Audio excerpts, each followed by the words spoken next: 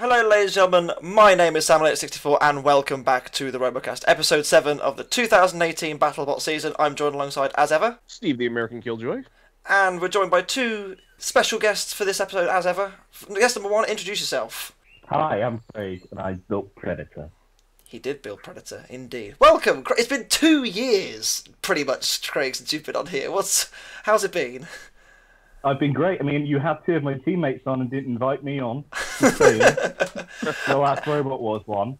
Well, everyone deserves a chance. I feel, everyone needs a bit of spotlight. Well, you didn't speak to Chris. I'm telling you, man. I'm watching you. Well, you can both come back again. How about that? Okay, all right. We've got another episode coming up, so you get Chris back for that one. Yeah, well, I like Chris. And also Charlie's here. Yes, Charlie Hubbard of Good Robottal. Remember when that was a thing? Hi, yes, I make videos, I think. Actually, I've basically been doing a lot of BattleBots, Robot Arena 2 stuff instead of making videos because, I don't have a channel. Well, it's funny, like you mentioned that, like, obviously, I think it was today as we're recording this, you posted a whole load of BattleBots replicas. They are amazing. If you haven't seen them, go and check the BattleBots group on Facebook. There's a lot of really nice Robo Arena 2 replicas that Charlie himself has made with his own hands. What have you made of the season so far, Charlie, as the quote-unquote BattleBots expert? I've made about 39 of the 55 robots. I actually have like a list on Microsoft Word of the ones that I haven't done, but I have done especially Predator, which Craig's already shared on Facebook. Thank you. You're right. And basically just a lot of others. I've done like Endgame, Bite Force, SawBlaze, just a ton of them. I still have a few left. I have the big boys like Shark Opry and Battle Royale with Cheese coming up, which are going to be tough because Robot Arena 2 does not believe in circles. It's just more like many angled shapes, isn't it? What's been the hardest one to build for you so far? Monsoon, because the game kept just making up new rules on how to screw me over on that, and I think I actually lost. There was actually like chunks of hair missing from my head from doing that one. I like how it came out, but I now have a bunch of bald spots on my head from that. Oh dear, that's just no good. Obviously, Craig as well. A lot of things have changed since you were last on. Obviously, you now reside in the US. How did you find? Welcome. How did you find BattleBots as a competition compared to Robot Wars, which you've been involved in for years and years and years?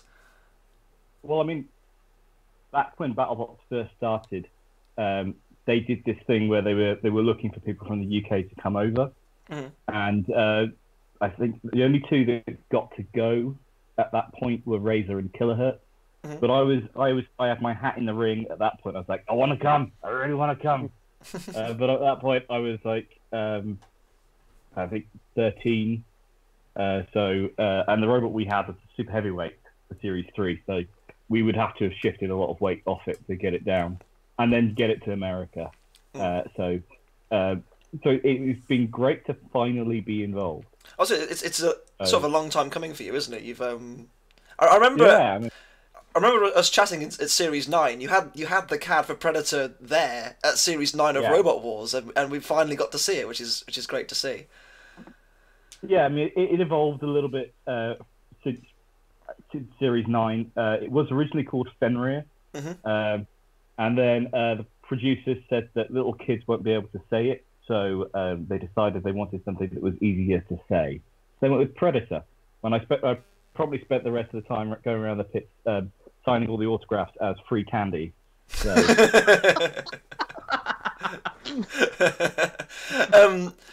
Well, obviously, Fenrir is a great name, but I think Predator. I can see why they changed. I do get that. For the kiddies, it's a bit more difficult. But let's talk about your fight from the Science Channel Rumble. First of all, we didn't really get to see much of you. Bless it. I mean, what happened? What went wrong this time? Well, we had a fight beforehand, which I've been two minds as to whether we can even talk about it, because other than them referencing that we had a fight before that we lost, and we got our ass kicked.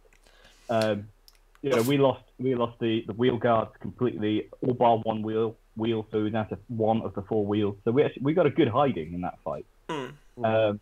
But I mean, other than that, that's all I'll say. So we then had to straighten the chassis, re-put the wheel guards back on, put 3 new wheels on, get a new gear, get that machined, get that put on, and we had to do that within 24 hours of having our first fight. Good God. And we also blew through basically all of our spare speed controllers. So going into the fight, I spent God knows how much on new controllers from Charles Guan. So I swapped from Vesk over to the Rage Bridge for those that are in the technical side of things. So the robot went into the fight having done about 1.5 minutes of testing. And that was about an hour before we filmed. And then from then we just sat and waited to go into the arena. And hopes and praise. And hopes and praise. So we had to rush a lot of things. So that first impact, if you watch the where they do the robots activate, Predator's moving really well. It looks really good. The jaw's up and going up and down, and it's working really well. And then it gets hit by Valkyrie twice. That's it. And that's it. And it was an electrical connection came unplugged. Oh, no. It always seems the small things with your robots that just the smallest thing just compromises it every time. I'm sure when you get spent about an hour taping up everything, and it was the one thing that would be missed because it was underneath a bunch of wires and we just couldn't see it. And so I remember we were in the cool down area outside after the fight, and I was like, "What's that? There it is! I found it." And I pushed it back together, plugged the link in, and off it went. I was like, "God, for fuck's sake!" That reminds me a lot of the issue with Foxic back in Series 9 when he just didn't have the one bolt on, didn't it? And it's just my heart breaks. It really does. When you get things like when it will come good, it will come good.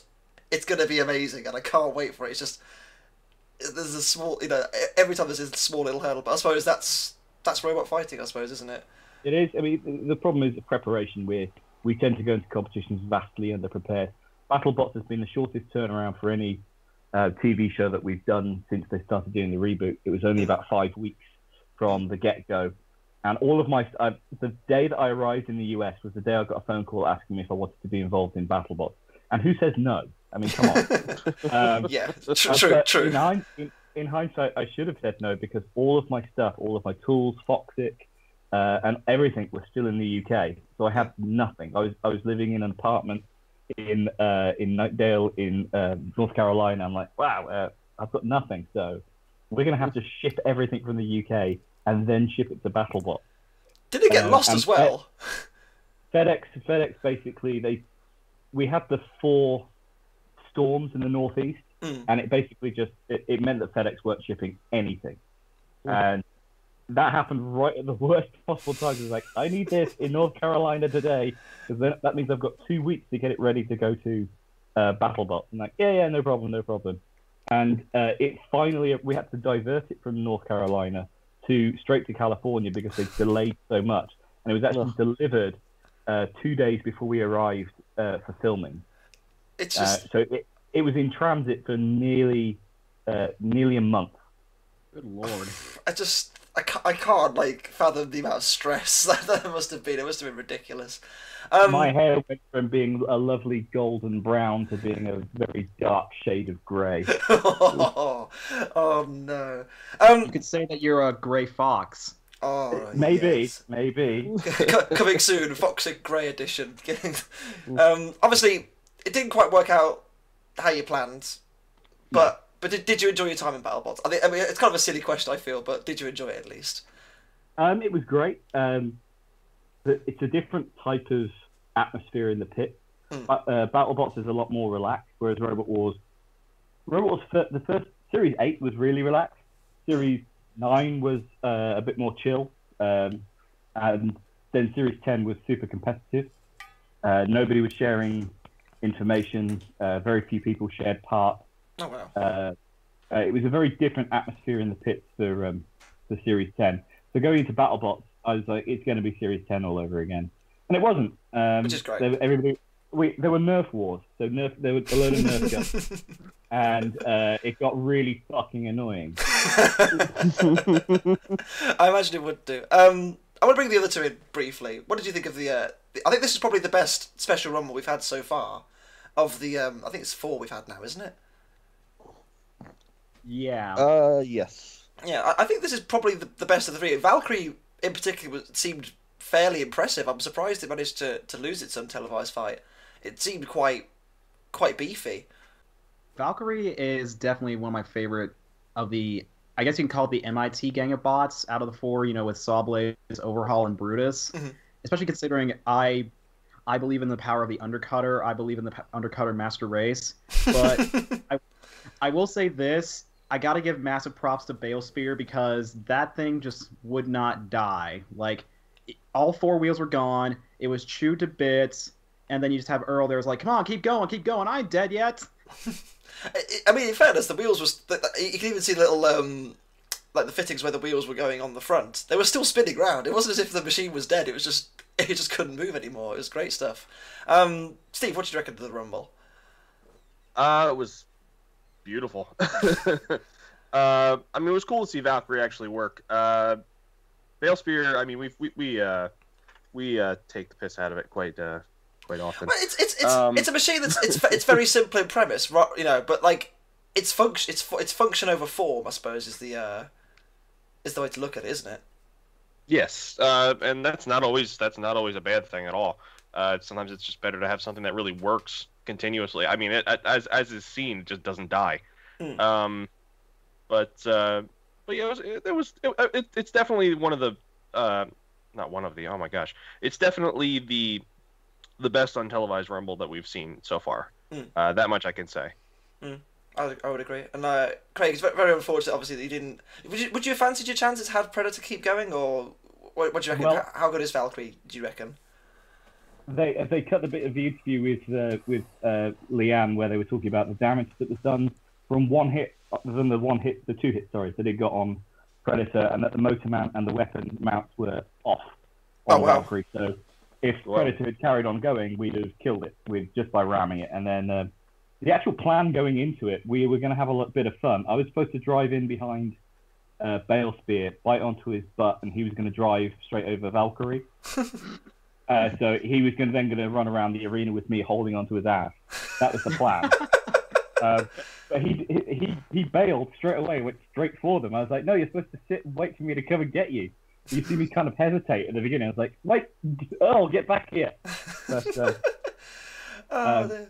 well, I suppose yeah. it's appropriate he bailed considering his name, I suppose, isn't it? So. Yeah, I mean, we were going to do at one point he was going to go sit on top of Valkyrie, and Valkyrie and I were going to push the thing along. We were going to do like a Mega Ultron kind of situation where we could then like be one giant robot, like bring on Tombstone. That's the only way to beat it. Just 3 together. Oh dear. Obviously, Valkyrie getting the W there. Craig, I think you mentioned we will see you later in the season at some point, but for now, it's back to the repair table, I imagine, with Predator and especially Balesphere after that fight. Back to the Nerf Wars. Back to the Nerf Wars. Yeah. Back to standing in the pits, getting hit in the head by Nerf darts every 5 seconds. Like, it just sounds like hamburger people. Oh, it was the Battle Royale guys. It was everybody, but they were the closest ones. Oh, fair enough. If it wasn't them, it was bloody reality. I can just see like Jerome with a Nerf gun, just basically doing like a full-on Scarface, like machine gun fire. No, I've got some great pictures of Jerome, and I've got some great stories of Jerome from BattleBots, which I'll probably share off the podcast. Yeah, I think that's fair. And then you can decide whether you want to include them. I think there's one. And I think Craig just died. Oh no, he's back. It was this. No, I'm back. It's just everything's dodgy for me as always. It was the guy that was driving reality that was the one with the bloody Nerf gun. Oh dear. And he was full Scarface. He was like every 5 seconds. It just sounds like a war. Like the BattleBots and the pits are in fact a war zone this season of BattleBots. But we'll move on. We'll move on to episode 7 as a full entity, and we'll move on to the first fight, which was Lucky and Son of Whyachi. Both teams obviously having a defeat already this season, and I have to say, Lucky up to this point had yet to win on BattleBots, which surprised me quite a lot because it's actually quite a mean machine. However, Son of Whyachi absolutely gave it the beating of its life. It was a bit unfair, really. Like the way it was chewing into Lucky, there was nothing. I think there was one wheel running towards the end, and then that got pinned, and that was it. But my God, it was a complete destroying, wasn't it? There was nothing much left. Yeah. It was. The chassis was twisted and everything. It was screwed. Poor Lucky. Luckily, they brought a shit ton of spares. So. Yeah, didn't they bring like a bunch of like extra chassis and everything as well, or was that just like in the shop? Yeah, I think they kept one back for Robo games, but yeah, they have at least 4, I think. Oh wow! That were ready to be populated. They came prepared. Which I suppose you'd have to do with the fighting machines of Whyachi's quality. I mean, it's nice to see them actually fully lay into something. Obviously, Brutus very unlucky in that fight; they got turned over. But in this fight, they made sure. Okay, we're getting flipped in this fight. We're just going to rip them completely asunder. Steve, what were you going to say? I think you were going to say something. Yeah, I mean, you call Lucky the mean machine. I think we know who the meaner machine is in this particular fight. Yeah. It was brutal. And Mr. Ewart, you really laid into them at some point. Like it really huge hits that sent Lucky flying across the box. And that's not. I mean, because you think about it, like it used to be a super heavyweight robot, so I'm still thinking about like, man, that's a lot of weight being thrown around. But man, it was some really big, beautiful hits. And there was a couple late in the fight there where Lucky is already dead, and it's just adding insult to injury. But I mean, it's beautiful for TV. But you know what I mean. But Son of Whyachi, I mean, it's nice to see it actually get a fight that it can really tear into something. We didn't really get to see it much last season. Obviously, it only had the Rumble and the one fight with it escapes me. It was Ghost Raptor. Yeah, that's it, Ghost Raptor. Yeah, and then it kind of capitulated. But it's nice to see, sort of actually fully up to power and laying into opponents, which is what we all want to see, really, isn't it? We want to see the best robots fighting at the top of their game. Lucky. I mean, obviously, Craig's mentioned they've got a lot of spares going forward, but I feel bad that they've yet to win on BattleBots. It surprises me that they haven't yet. Really, there's nothing wrong with the machine. There's just they're missing. They've just been very unlucky. Yeah, I mean they've had a really tough go at it. I mean who have they fought so far? They fought Beta. They fought Whyachi. Yeti. I mean, that's not exactly an easy couple of robots to go up against at all. No, not at all. How do you rate Lucky, Craig? I do, and you'll see why. Well, that's enough to keep me motivated, at least. Lovely. Well, the guy that's driving Lucky is Curtis from Fingertech. And Curtis is widely regarded as one of the best drivers out there. And there's a reason for that. And coming into BattleBots in the first 2 fights, because at this point we're only in the first 2, up to episode 8, I think, we're still only in the first couple of days of filming, or first 2 filming sessions. So he's basically he turned up having never driven the robot, and also having never driven on a pistol-style transmitter. And then he loses his first fight, okay, loses his second fight, okay, yeah. And he's going to do amazing. I promise you, he's going to get better.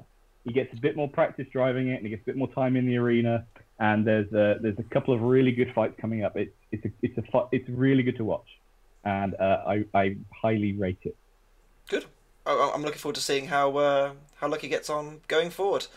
But it doesn't mean Son of Whyachi wins their first fight of the season, which is kind of strange that you think they've already fought at this point, but they get their first win. Our next fight is a robot that's already won a couple of times this season, SawBlaze. against Mohawk, who also had a Science Channel exclusive Rumble a few weeks ago, which they looked really promising, but they didn't quite manage to last out against the two clusters of Gemini. Again, Mohawk looks a lot more solid this season. It looks, really purposeful going forward. I love the bit later on in the episode where where Tim's just shaving a mohawk into his head. Oh yeah. I'm so glad they included that. Obviously, Craig, you featured in that a little bit, didn't you? Only a tiny bit. That's fine. Oh well. And it's just like, Tim doesn't do his own hair. Oh. it's too late now. It's too late to back out. But it was a really good fight, and obviously, I mean, we've gushed about SawBlaze endlessly this season. How it's just able to mop things up and just dominate the fights. This is what we kind of expected for it last season back in 2016, but we couldn't get to see it because obviously it only got the one fight apart from the one Rumble. But SawBlaze moving to 3 wins. It's looking all peachy at the moment, I think is the way to put it. Yeah, it's definitely on a dominant form, which I'm also really happy to see because last season when it lost its first fight and then that was it for it besides the Rumble, you could tell there was a lot of potential in there that just wasn't tapped because of that fight format. But now this season where most bots have 4 fights give or take, then it's really showing off how SawBlaze can come in here and just absolutely dominate. And at first, I wasn't really quite sure about this pairing, but then I realized, oh wait, fire on fire makes perfect sense. We're going to see a lot of flames, we're going to see a lot of fire. Hopefully none from lipos, which thankfully didn't happen. It's good stuff. I mean, I do love because we didn't really see the flamethrower of SawBlaze in the first fight at all, but in the second and particularly the third fight, it's really clever that they've obviously got the flamethrower working in tandem with the saw. The fact that they can heat the metal up and then cut through it because it's a bit more, I suppose, malleable. I suppose at that point if it's been heated up, but it's really SawBlaze likes a warm meal. Well, yeah, you can't eat things raw, I suppose, can you? With SawBlaze, obviously, I'll bring Craig in again here. What you've obviously given your thoughts on Lucky. What about SawBlaze? How high did you rate that? It's Jameson that I rate. He's an incredible driver. It's the fact that it's a giant version of his featherweight. It's what inspired me to go and build a featherweight version of Foxy. So hey, he's doing really well with his featherweight, and he's doing really well with his heavyweight, and he's doing really well with his beetleweight. So you know what? Let's do the same. Let's have the same setup all the way through, and that way it's basically like having more practice. Yeah. So yeah, it's a great robot. It's too big as far as I'm concerned, but it seems to do the job. So I can't really complain. I was in fairness with you, Craig. Every robot's too big because you build the tiniest robots possible. I'm sure. Actually, Tantrum's too small. Oh really? Tantrum's smaller than Foxic, so yeah, it's tiny. There's tiny. Nothing to it. God bless. That's really small. It's no Tanto though. Yeah. SawBlaze once again looking quite dominant. I think at this point, pretty much a shoe-in for the bracket at the end of the season. 3 wins. I'm looking forward to seeing what it could do against some of the big boys. We've seen it fight. We haven't really seen it fight a properly dangerous opponent yet. Who did it fight second? I can't remember. Reality, you could argue is quite potent, but we haven't seen it against the established, your Bite Forces, your Tombstones. We haven't seen it fight a big old, an experienced competitor in BattleBots. We haven't seen, a big spinner from, the modern series yet. It remains to be seen how well they do there, but all things are looking pretty good at the moment for SawBlaze, and I think, as Craig mentioned, Jameson's been on top form with his driving all season already, so it's going to be tough to beat, that's for sure. I feel like when they do the awards at the end of the season and if they give out a best driver award, I feel like Jameson will get it. We shall see. I think that's a very good shout. I can't think of many more at the moment who've properly stood out in terms of driving, apart from someone else in this episode. Actually, I think it's the next fight. Was it the Mecha Rampage fight next? It was, wasn't it? Mecha Rampage and Whiplash. Yeah. The young Vasquez kid. I can't remember his first name. Matthew. That's the geezer. I think he's a contender for that driving award as well, because the way that he dominated Mecha Rampage and strategically pinned him against the wall, that was spot on. Whiplash did extremely well at Robo Games, as we mentioned before, and did really well against Hypothermia earlier in the season. This fight was a bit different. It had the air of them being the control bot rather than the damaging spinner. But they played it really well, and I think Whiplash once again proving that they could be a shoo-in for that final bracket as well with the way they performed. Yeah, Whiplash is my tip to win. From way back when we did the ultimate preview. It's just such a hard. It's a hard one to fight, especially with the way that Matt drives it. It's definitely tenacious. That's a word. But I mean, it was a pretty dominant affair. It's really hard to fight something with the weapon, the disc on an arm, and I don't know how I would attack Whiplash. I mean, if I had a bar like Tombstone, I might be able to whip off one of the wheels. You never know, but it's a really formidable machine, and it's of course driven well, as we've talked about already. It's hard to approach. Like you can't really get to the sides because they'll just turn. And if you do manage to get around the back, well, the arm will just come straight over the top and hit you with a disc. What do you do? Craig, I'm sure you must have watching Whiplash at Robo Games. Was it last year? It finished in the top 4, something along those lines. It came second. I was second last time round. So yeah, how would you have approached a fight against Whiplash? Carefully. He's a really good driver. If you see any of the Robot Revo Twitch stuff, the Vasquezes are almost always at the events that the Robot Revo guys stream, and they almost always win. If it's not one, it's the other Vasquez, and so and they're both excellent drivers. So you just swap either one out. So the thing they've got is reliability. So there's no hoping that they break down. Like if you fight me, it's like okay, just hold out until he stops, and then it becomes 1-5. Whereas feels bad.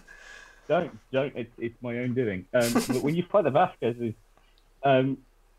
it's difficult to know how to approach them because they're adaptable and because the arm is dangerous. It's not just a lifting arm, as you said. There's a disc on it, and it's surprisingly powerful.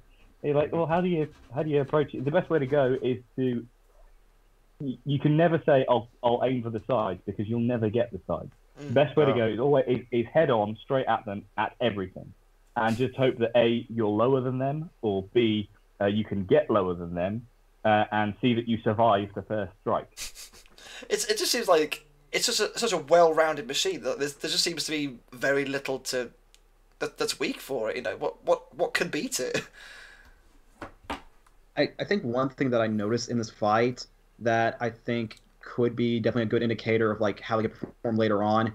I know like Mecha Rampage, at least the bar isn't as heavy as Tombstone's, but there's still a lot of mass spinning into it. Is that when it struck the front wedge of Whiplash, I didn't see like any major gashes or anything in it. I mean, I'm pretty sure up close there's probably like dents and cuts and everything, but like when you're watching on TV, it looks like it just bounces just right off the wedge and nothing happens. It seems intriguing to see like what strategy could beat Whiplash because I can't think of you look at say as you mentioned the spinning bouncing off the front. Obviously Tombstone's another kettle of fish entirely, but it stands to reason that it could bounce off and fling them both in opposite directions. Who knows? We might see it later in the season, but it's exciting to see a team that didn't have such good luck last time in BattleBots properly get a machine going and running through it. It's really good to see, and I'm hopeful we'll see more of Whiplash as the competition goes on. Which brings us to our penultimate fight, which I actually thought this fight was really good. I don't know about you guys, I thought this fight was excellent. Between Overhaul and Chomp. Two teams that have struggled for form this season. Chomp obviously did very well in 2016, Overhaul in 2015, but hasn't since it's been redesigned. I thought this fight was really good. Like, Chomp getting good hits at the end when Overhaul started to peter out and die. Overhaul in the middle of the fight, grabbing hold and throwing Chomp around, being the control ball that it needed to be. I thought it was a really good fight, and I'm happy that both teams put on a good show.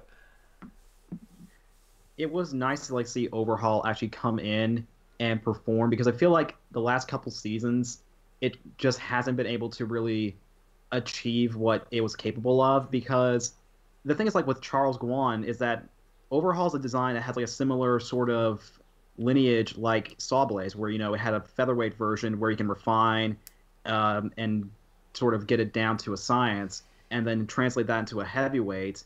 But unlike SawBlaze, it just hadn't seemed to get the matches or the opportunities to get underneath. I mean, it already lost to SawBlaze once this season, but I was really happy to see it come out here and actually show, hey, this bot still has potential. We're not a one-hit wonder. We can still fight. If you look at its fight since it's been redesigned, it had Beta, Cobalt, and SawBlaze. Not exactly easy opponents, really, is it? No. So, and obviously Chomp as well. This season, struggling to get going. I think we enough said about previous entities, and how they were had good fortune last season. It doesn't matter. The thing is, they've got a potent weapon, and it's a shame that we haven't been able to see it fully in operation. I think in this fight as well, the autonomy was something. It was driving backward and forward into the wall in the one corner. Yeah. And I want to say that that's partially down to the autonomous nature of it, having a bit of a, I don't know what to do. I keep backing him forward into a little corner. I can't really get out, which is where I think they fired the hammer and they managed to get out. But it seems to me like they're now at a crossroads. Do they want to make Chomp a technical exercise or a fighting robot? And I feel like this season's going to be the deciding factor. Are they going to go okay, tame it, turn it down a little bit, and make it more combat focused, or just go all out to make it a huge technical exercise? I'm intrigued to see either way. I'm excited to see what they come up with, but I feel like this version of Chomp could be radically different to the next one. What do you think? Discuss. Yeah, I mean, it's just so topsy-turvy, tipsy-turny. Man, it's, I want it to, you see it, and you see that hammer, and you know the power that brings, and you want to see it do well, and then it just doesn't stay on its wheels, and then it was frustrating to kind of see it with the whole autonomous nature of it, seeing it back into the wall and kind of flip itself over, and you're like, man, come on, you can. I mean, we said it could do better.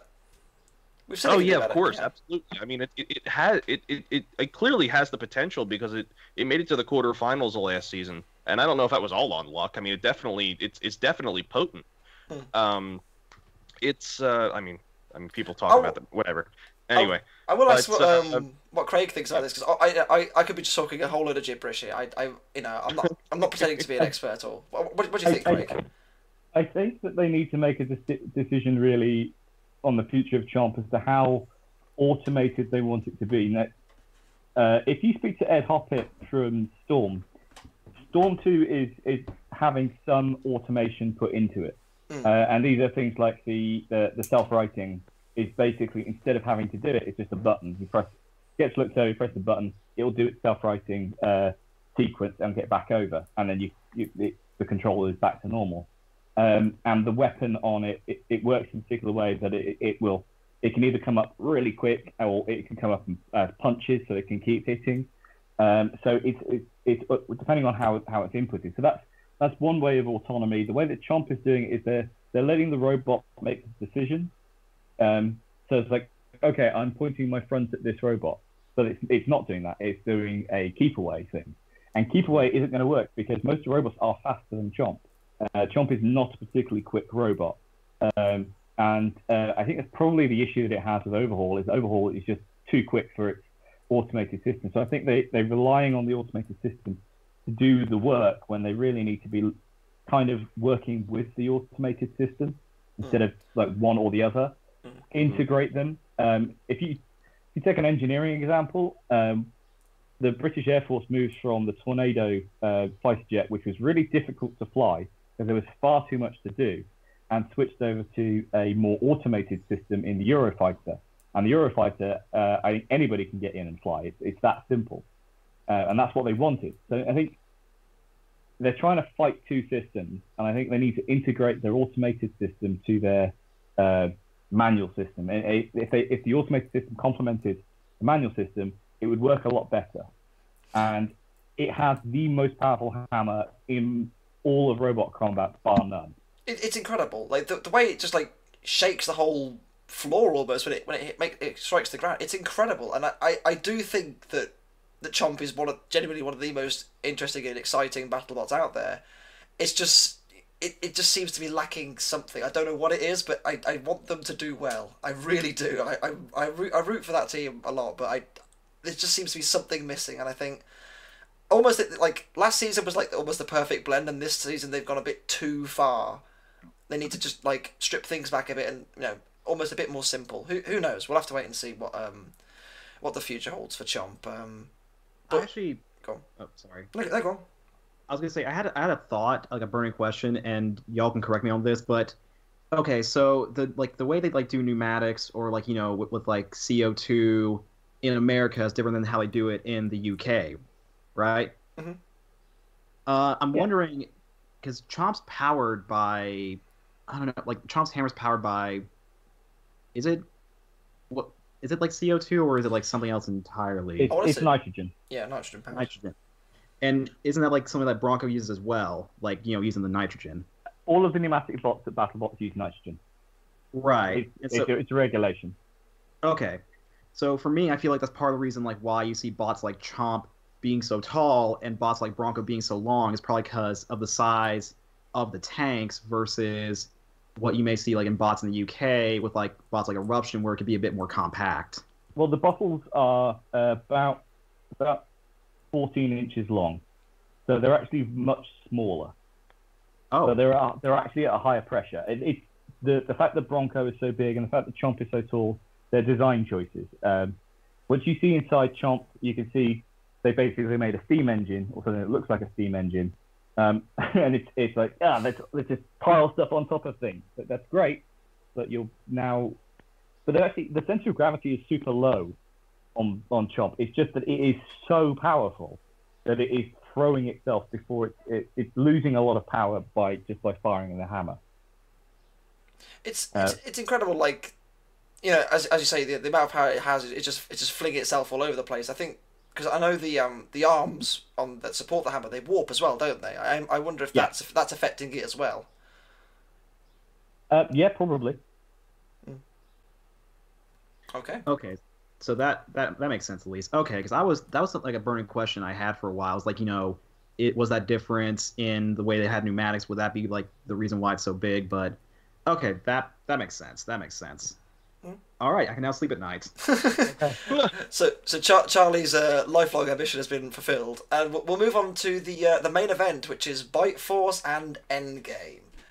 Both machines similar in terms of weapon style, and the big vertical spinner, supported by wedges around the front.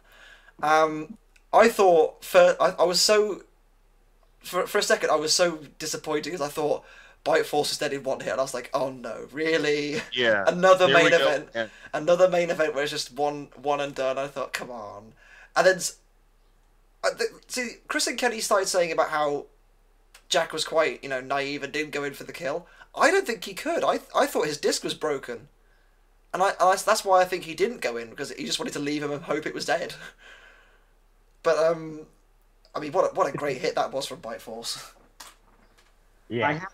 I had shades of like Big Nipper versus Aftershock in Robot Wars, where you could see like the longer robot Bite Force here, Big Nipper there, could get underneath the sort of shorter but more massive spinner here, Endgame, there, Aftershock, and basically went out in the wedge game, caused some massive hits, and even end up like sort of the same way where like the massive disc bot's on its head or on its side, and there's just no power going to the disc, so it can't self-right.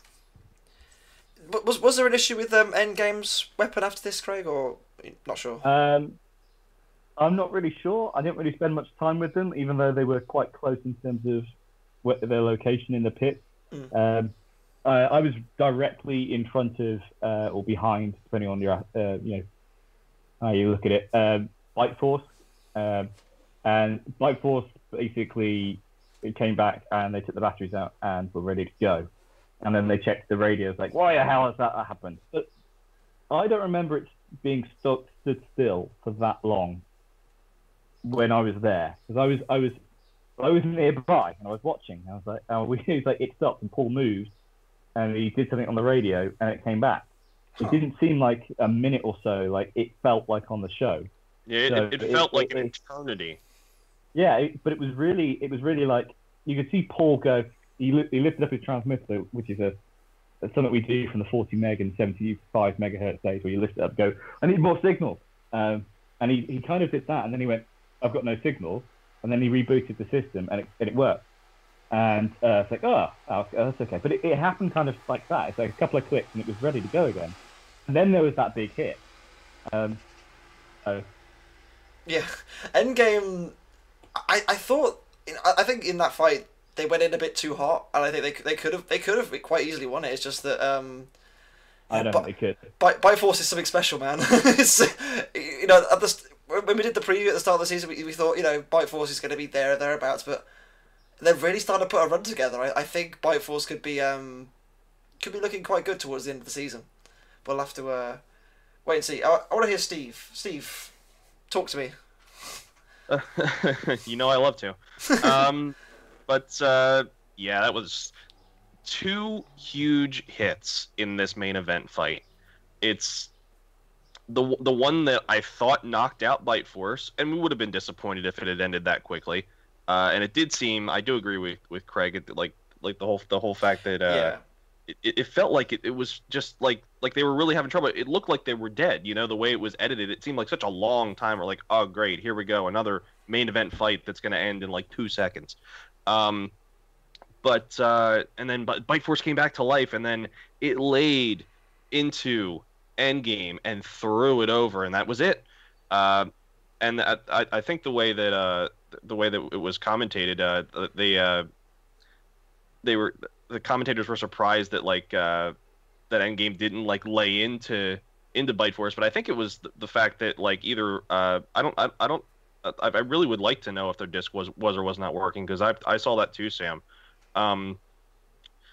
But it was just a really good display of power between these two very. I mean they're similar in design, but they're different enough where you can actually really, you could tell them apart. Yeah, and I think Bite Force, once again, much like SawBlaze now, are pretty much a shoe-in for the bracket at the end of the season. I think they're going to be they're going to be one of the ones to watch. I think they're going to be very difficult to beat, and who knows? We'll have to wait and see how that goes on. But that brings us quite nicely to the end of episode 7. Overall, again, pretty decent. There was a few decent. I think the overhaul Chomp fight was again pretty good. I thought that was the best fight of the episode, to be honest with you, because it just had a bit of back and forth. But can we really quickly talk about that really short cold open that we had? I feel like that's important. The life of Farouk. Yeah. Dear me. He always has to practice to make sure that he's it's always robot fighting time with Farouk, isn't it? That was great. It's wonderful. Imagine this translates outside of real life. He's going to the grocery store, and it's it's bread shopping time. It's just this season. It's good to see that Discovery have taken a real not light-hearted approach to things. It's not all about the serious robot fighting. There's an element of fun to it, which is great. And you got to think the kids watching this too are probably. Let's put it this way. Let's revert ourselves back into little children, watching this as a young. Come on. Wouldn't you be messing with your friends it's potty time? It's we would be doing that. It's just like Robot Wars, where spinner, stuff like that, stuff to catch the kid. I think that's just as important as getting guys like us and older. It's inspiring the younger generation. And making it memorable, you know, because I'm sure there's stuff, I know there's stuff that I can't think of right now from the old BattleBots show on Comedy Central that Well, I remember being sort of in the UK, desperately wanted to be a part of BattleBots once it had made it to TV, because originally it wasn't on TV, it was just a live event that they were filming. And I really, really desperately wanted Mark Biro to introduce my robot. And it's now the same thing. It's like, now I want Farouk to introduce my robot. I mean, over the years, the casting for BattleBots, you know, but the two ring announcers that they've ever had has just been phenomenal, hasn't it? The pair of them are amazing guys, and they've done a wonderful job with the. They're very different from Angela and Dara. Yeah. Yeah. But you know, having done both Robot Wars and BattleBots, Chris and Kenny genuinely walk the pits just to say hello to people. Oh, that's great. And see how, and just to see it, it's like they walk through the pits after I had my ass kicked, and we're desperately trying to put the robot back together, and they're like, "So you, how you doing? You're fighting again today?" I'm like, "Yeah, go away, I'm busy." Kenny's like, "You okay? Do you need anything? We can send people out for stuff." I was like, "No, I'm good, thank you." But even after then, they would walk past and go, "Hey, how's it going? So, you all ready? You fit?" That's fantastic. It was completely.